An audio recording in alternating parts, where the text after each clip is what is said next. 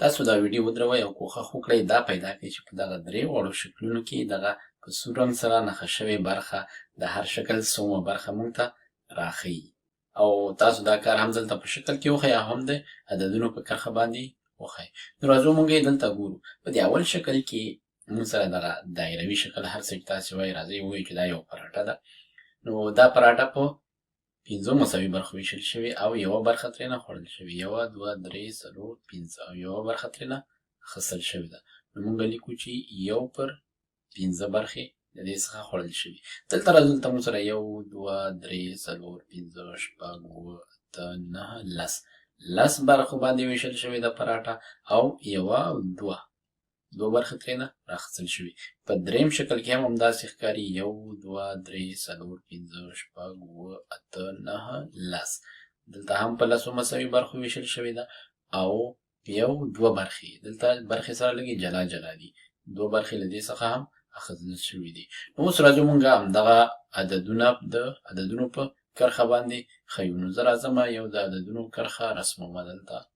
داسې یوه د عددونو کرښه رسموم او له 0 څخه تر 1 پورې فاصله دا زه په 5 مساوي برخو ویشم. دلته لیکمه چې 1 2 3 4 او دا 5. دا برخه زمونږ یو، دا نقطه یو شو او دا 0 شو. دا منځ کې مونږ فاصله په 5 مساوي برخو ویشله. اوس که چیرې زه دغه عدد دې کې ښودل غواړم د عددونو په کرښه باندې، نو مونږ 5 نه یوه برخه اخیستې. نو زه به راځم 5 0 نه به یوه خانه وړاندې ځم یا یوه برخه به وړاندې راځم. دا ځای به مونږ ته راکوي 1/5. نو مونږ دا په نښه کوو او لیکو چې 1/5. ښه اوس زه دا کاپي کوم دلته ځای نه پورته بیا ځای پر ځای کوم. داسې دلته م ځای پر ځای کوم. اوس په دې کې زه دغه ټوله فاصله په 10 مساوي برخو ویشم. زه راځم دلته 1 2 3 4 5 6 7 9 او دا 10.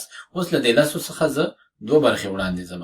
نو ګورو چې کوم ځای ته رسیږو. نو زه راځم دا 1 او دا 2. نو تاسې ګورئ چې موږ بیا هماغه 1/5 ته ورسېدو. یا موږ ویلی شو چې دغه نقطه موږ 2/10 سره هم ښودلی شو، یا 1/5 او یا 2/10. نو تاسو به اوس وایئ چې ښه نو د دې خو معنا دا ده چې 1/5 له 2/10 سره مساوي دی. بلکل ستاسو خبره سمه ده.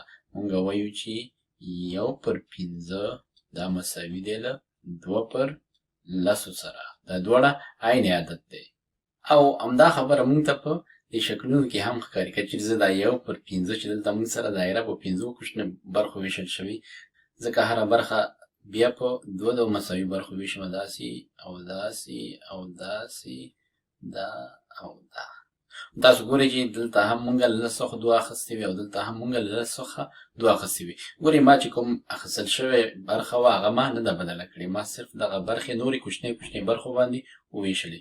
مونږ ته دغه 1/5 نه 2/10 جوړ شو. دا چې مونږ بیرته پاک کړو بیا ته مونږ ته همدا شکل راکوي. همدارنګه په دې شکل کې هم دا کوچنۍ برخې سره لږ منځ کې فاصله لري، منځ کې بله برخه ده، خو دا هم همدغسې لکه چیرې مونږ دا 2 برخې مساوي برخو دا یوه برخه مونږ په مساوي 2 برخو ویشو، دې په شان مونږ ته 2/10 دې کې هم په لاس راکوي. نو مونږ ویلی شو چې 1/5 دا عین عدد دی لکه 2/10 سره. 1/5 مساوي دی له 2/10 سره.